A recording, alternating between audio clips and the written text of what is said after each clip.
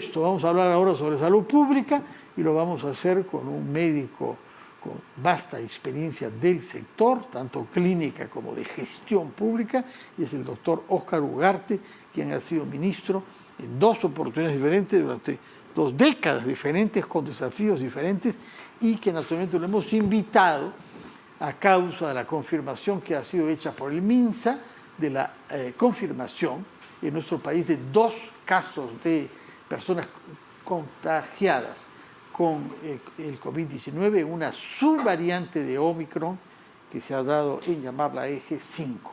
Doctor Óscar Ugarte, muy buenas tardes, gracias por estar con nosotros. Buenas tardes, Fernando, muchas gracias por la invitación. 2 casos en el Perú, ¿qué sabemos sobre los países vecinos? A ver, ya desde hace algunas semanas, recuerdo que hemos conversado acá hace justamente un par de semanas, la Organización Mundial de la Salud advirtió que había esta variante y que estaba más o menos en 50 países. Todavía no estaba en América Latina, por lo menos en Perú no estaba, que es, como has mencionado, la eje.5 o también llamada ERIS. Recordemos que cuando aparece la pandemia, el virus causante surgió en Wuhan y por eso recibió el nombre la variante Wuhan. Pero luego han ido apareciendo otras variantes del virus que empezaron a recibir nombres alfa, beta, delta. Y también asociaba a países donde había aparecido la primera vez, ¿no? Sí. Había una brasileña. Pero justamente para no, digamos, señalar que es de tal país, se empezó a usar los nombres del alfabeto griego. Todo Trump creo que hablaba de la variante china o del virus chino, ¿no? Sí, incluso sí. Porque la primera ola en Perú, que fue el 2021, fue claramente la variante Wuhan, que es la que dominaba el mundo en ese momento. Pero la segunda ola del 2021, aquí fue lo que luego se denominó la variante Lambda. La variante Lambda, al inicio le decían la variante peruana, sí, porque había aparecido en Perú y en algunos países andinos sobre todo, ¿no? Le dijeron Lambda, pero digamos, siguieron apareciendo otras hasta noviembre del 2021. En noviembre del 2021 aparece la Omicron. Aparece en Sudáfrica y se expande rápidamente. Entonces, como la Organización Mundial de la Salud suele calificar, cuando ve que hay una variante para el caso de COVID que se expande con cierta rapidez, dice, hay que observar. Entonces, la considera como variante de interés. Cuando ya ve que es agresiva y presenta cuadros clínicos y demás, es una variante de preocupación. Usa las 2 categorías. De interés, cuando es al principio hay que observar, o de preocupación cuando llama a una emergencia y actuar. La Omicron, el año 2021, en noviembre, durante 2-3 semanas fue de interés y rapidísimo se convirtió en preocupación porque se expandió a todo el mundo. Pero ¿qué ha sucedido de ahí en adelante?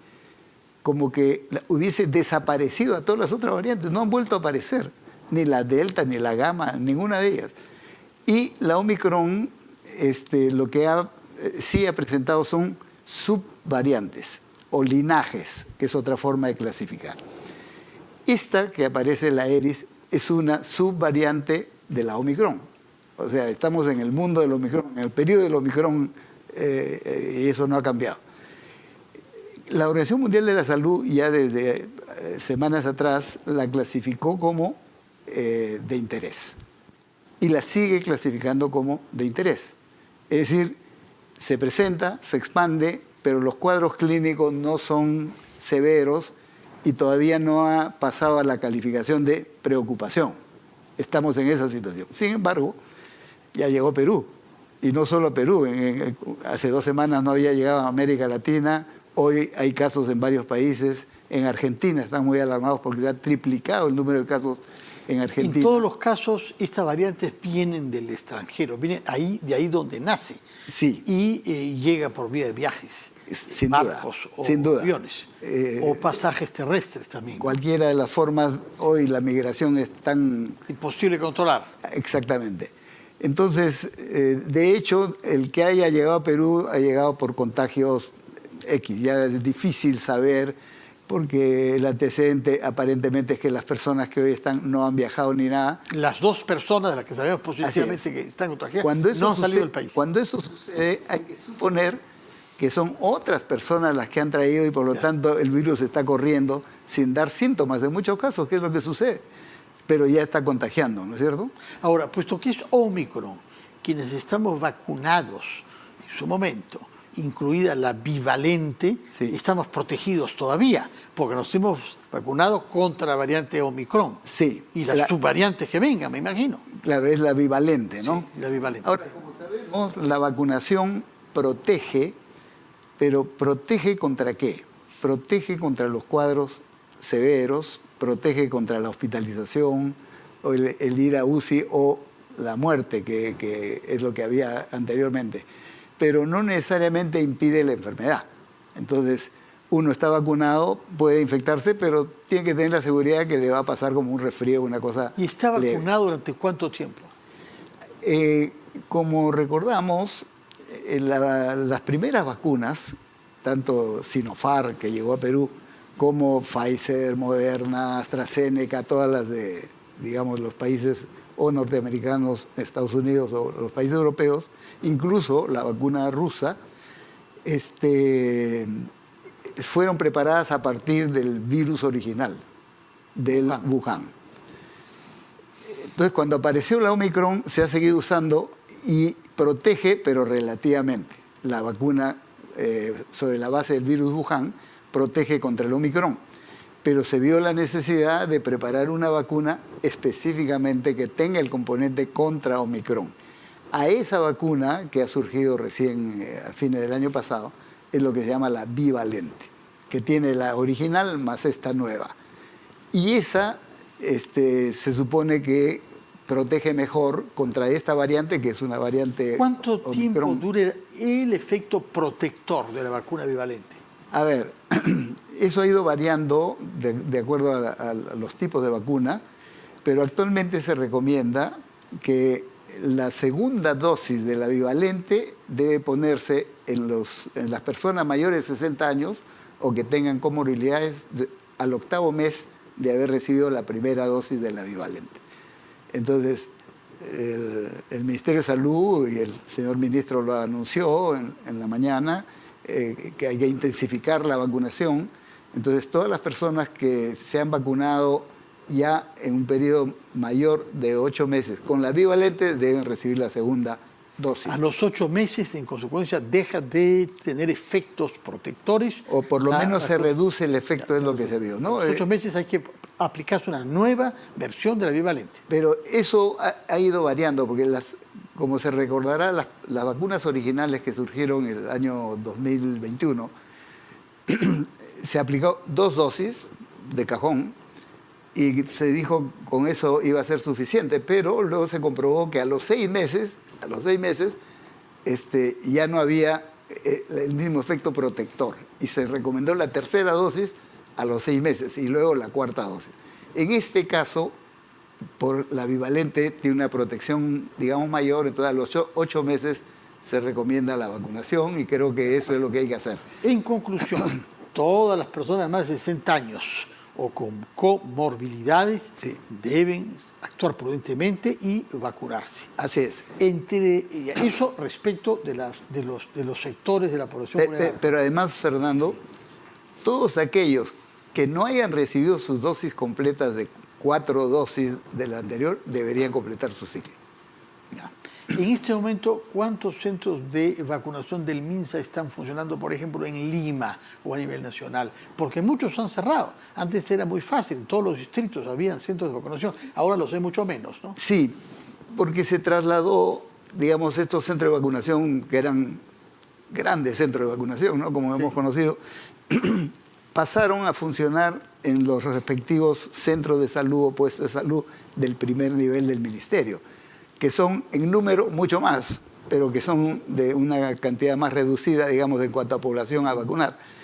Pero sumados, dan perfectamente y vacunas hay las suficientes para vacunar. Entonces vayan a los centros de salud del ministerio, del distrito correspondiente. Ahora, nos habíamos acostumbrado a que hay centros de vacunación al aire libre, sí, con toldo, para no tener que estar entrando a hospitales y sitios cerrados. Sí. Me imagino que se mantendrá esa política. Digamos relativamente, porque ahora llueve también, ¿no? Sí, bueno, pero hay toldo, pues, ¿no? Claro, por eso, con toldos, de todas maneras, pero de preferencia sitios ventilados, efectivamente, digamos, abiertos al ingreso o en ambientes especiales, para evitar la concentración, que es de las medidas generales que hay que seguir manteniendo. Es decir, no solo es la vacuna, hay que evitar las grandes concentraciones. Si uno tiene síntomas de resfriado, es mejor quedarse en casa, ¿no es cierto? Mejor en esos casos usar mascarilla para evitar, incluso si no fuese esta variante, y si fuese la influenza, también hay que evitar contagiar a los familiares o a otras personas. Entonces, las recomendaciones generales, el lavado de manos sigue siendo una medida fundamental, a lo cual se añade este elemento de la vacunación. Está bien lo que señaló el ministro en la mañana, y creo que debemos intensificar esa convocatoria. Ahora, ustedes lo están haciendo y eso está muy bien. las aglomeraciones. Estamos ante un desafío en las escuelas, Sí, en las universidades, en los centros de trabajo e incluso en las manifestaciones deportivas y musicales. Estamos sí, atravesando una época verdaderamente fausta para conciertos que reúnen a 50.000 personas y se anuncian algunos conciertos con mucha gente. Sí, sin embargo, la cantidad de casos que se están presentando no justifican En este momento. en este momento que haya medidas como hubo de evitar esa grande concentración. Pero sí, la medida clave es, si estás resfriado, no vayas a ninguna de estas concentraciones. Y es un problema de responsabilidad Tuya ciudadana, frente a la ¿no es posibilidad de cierto? contra- Sobre todo porque el ministro ha dicho que los casos que se conocen no son graves, los dos, ambos en La Molina, Así me es, parece, ¿no? sí. Que no están hospitalizados, o sea, Así es. no tienen síntomas muy graves, pero sí, dijo el ministro, es muy contagioso. Bueno, es la característica de esta subvariante, ¿no? De la ERIS, que se distribuye, se contagia muy rápidamente. En general, es una característica de las Omicron, porque eso fue lo que llamó la atención desde que apareció a finales del 2021. Pero ahora, recién ha llegado al Perú, la palabra clave de interés que dice, esa hay que tenerla presente acá también en el país. Tenemos que observar claramente, efectivamente, estas personas están aisladas, están en su casa, esperemos que eso ponga el cerco epidemiológico, pero como no se va a poder saber si uno tiene un resfriado de qué variante es, lo mejor es quedarse en casa los días, es una semana a lo más.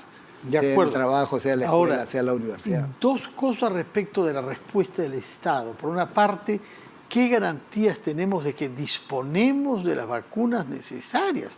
Recordamos las dificultades que tuvimos en su momento para organizarnos respecto de la compra y que no hayan vencido en su plazo de eficacia, ¿no? Porque estas vacunas tienen su tiempo. Tienen su tiempo, pero las vacunas, las bivalentes, tienen el tiempo suficiente, ¿no? Y sabemos que están bien depositadas, las condiciones de frío requeridas y demás. Sí. Sobre eso hemos aprendido bastante, no solo con la vacunación contra el COVID, sino la larga experiencia. Hemos sido buenos vacunadores. Hasta antes del COVID éramos de los mejores del mundo, ¿no? Y con cadenas de frío muy buenas, que se mejoró con la pandemia. Hemos comprado, hemos adquirido estas congeladoras que están a menos 70, menos 80 grados, que antes no teníamos. Pero justamente para las vacunas Pfizer, los propios fabricantes dijeron se requiere ese nivel de temperatura. Entonces se ha expandido no solo en Lima y en las grandes ciudades, en la mayoría de los departamentos. Ahora, tenemos. Hay un punto que ha sido destacado por el doctor Víctor Zamora, que fue ministro de Salud también, respecto de la capacidad instalada de recepción hospitalaria o asistencial médica en general, porque se ha prescindido de mucho personal que estaba en el régimen CAS, se han reducido los efectivos, hemos visto el presupuesto de salud que ha sido presentado esta semana, naturalmente prevé la posibilidad de que haya que poner más esfuerzos en esto, pero como que nos hemos acostumbrado que ya esto pasó. Y hay que estar sin bajar la guardia, ¿no? Bueno, esos son los temas vigentes, ¿no? Justamente lo que hay que garantizar que el nuevo presupuesto 2024 garantice esa cantidad de recursos humanos, que por lo menos lo que, digamos, incorpora es que todos los que fueron CAS COVID pasan a ser un CAS regular. Es decir, no es que se van a su casa, sino pasan a cumplir otras funciones. Ya eso venía haciéndose, el actual presupuesto garantiza... ¿Cuánta gente más o menos? Se estima que era entre 45 y 50 mil trabajadores. Entre médicos, enfermeras, sí, de todo, tecnólogos, asistentes, etcétera. Y personal auxiliar también, ¿no? Entonces, pero sin embargo, se requiere más. Es decir, ya no solo para el tema COVID, ¿no? Con lo reducido que es actualmente, sino en general para todas las tareas. Tenemos un niño global que se viene, el control vectorial, porque va a haber nuevamente ampliación de el Aedes aegypti, el zancudo transmisor del dengue. O sea, sabemos lo que se viene, ¿no es cierto? Y ahí necesitamos más recursos humanos, y esa es parte de lo que habría que garantizar en este periodo que ya la discusión del presupuesto ha pasado al Congreso, que en la Comisión de Presupuestos se hagan los ajustes necesarios para garantizar un financiamiento del sector salud suficiente para garantizar este tipo de prioridades de enfermedades respiratorias, como puede ser el COVID o la influenza, pero las enfermedades como el dengue, pero tenemos también el cáncer. O sea, la ley del cáncer requiere de una ampliación presupuestal significativa. Y eso tiene que ir de la mano con equipamiento suficiente en el primer nivel, el mejoramiento de las capacidades hospitalarias, el número de camas suficientes en caso haya una demanda incrementada, todos los medios diagnósticos que tienen que prever también. Entonces, estamos en el momento en que hay que tomar las decisiones para garantizar un mejor financiamiento del sector. De acuerdo. ¿Ha podido echar un vistazo al presupuesto? Porque ha aumentado en términos cuantitativos, pero ha descendido ligerísimamente en términos porcentuales, creo, de 6.9 a 6.7, me parece recordar, ¿no? Sí. Ahora, tengo una opinión personal sobre el presupuesto en general. Me parece que es, digamos, muy conservador. ¿En qué sentido? El crecimiento económico, como lo ha anunciado el propio ministro de Economía, para este año va a ser 1%. 1.1 dijo, pero en fin. 1.2. Pero eso es casi recesión, ¿no es cierto? Se esperaba 3. 2.5 era la previsión inicial. Ok, pero una reducción a menos de la mitad es muy preocupante, porque eso enfría la economía. Pero si a eso le añadimos niño global, ¿cuál es el escenario? De una semiparálisis productiva, porque ese es el efecto que no se quiere. En la agricultura del norte, en la sequía en el sur y en pesca, ¿no? La experiencia dice, y lo puedo decir, no soy economista, pero lo puedo decir por la experiencia política, porque hemos vivido otros periodos en los cuales se han presentado situaciones que lo que se requiere es un presupuesto contracíclico. Es decir, no un presupuesto que se acomoda a las condiciones, sino un presupuesto que va en contra. Pero ese es el que más ha subido de los últimos años. No. Hemos pasado de 214.000 millones a 240.000 millones. Esa cifra no... Pero 12% más, es la más alta. 12%. Sí. Pero ¿sabe cuánto ha sido el presupuesto? ¿Cuánto creció el 2023 del 2022? No, menos. 11. Bueno, 11. menos. Pero se requiere, digamos, una actitud mucho mayor. Yo recuerdo la crisis mundial del 2008. Sí. Impactó a todos los países y en Perú. Sí. Hubo menos de 1 de crecimiento económico. En la época del presidente García. Sí, cuando usted era ministro además. Exactamente. Que primero, en esa época, el gobierno decidió igual recortar, enfriar, gastar menos. Pero rápidamente se dieron cuenta y el presidente de entonces, el primero, de todos, dijo, no, ese enfriamiento no nos conviene, hay que ser contracíclico. Ojalá y se que lanzó un plan que efectivamente dinamizó y nos recuperamos tuvo del siguiente, indudablemente. Yo creo que algo de eso hay que hacer. Una pregunta final. En todos los países se ha hecho un balance de la manera como ha reaccionado el sistema de salud pública y también el privado frente a la pandemia. Y en muchos países lo que se ha constatado es que ha habido un descuido de otras enfermedades y otras amenazas sanitarias en favor del esfuerzo hecho en el COVID, incluso en términos espaciales. Vemos hospitales que han sido reducidos sus espacios para otros, entre ellos el cáncer.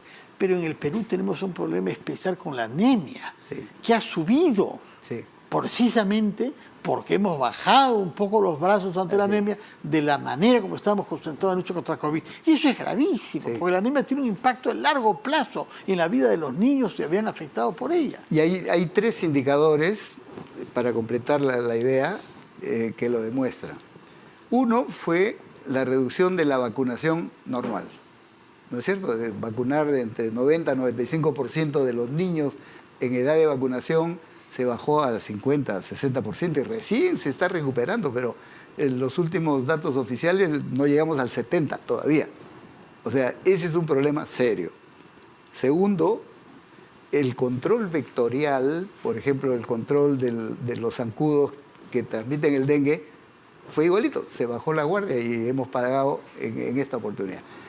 Y eso se ve también en la anemia. ¿Por qué? Porque los 3 son factores que se manejan en el primer nivel de atención. Entonces, durante la pandemia, todo se pasó a los hospitales y se desarmó el primer nivel de atención, ¿no es cierto?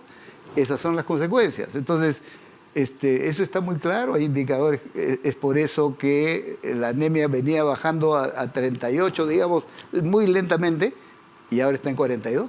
Según el último estudio. En algunas regiones es cerca o más. Y todo el programa Infancia, el programa Prevención y Atención de la Infancia, más el hambre, son los temas centrales que tienen que ser atendidos.